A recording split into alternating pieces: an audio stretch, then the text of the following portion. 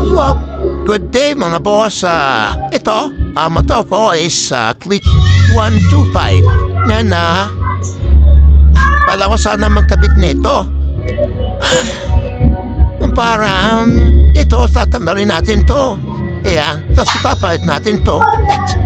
Para nakikita natin yung level ng langis. Yun, pakomenda ng mga idol ko. Okay ba siya? Dun sa mga nakagamit na ng ganito. Pero hindi ba siya mababasag pagka mainit na? Pero sa tingin ko, hindi naman ito mababasag kasi yung ibang mga motor, big bike, mga nakaganto naman siya. Pero siya, alam mo, si Glastic.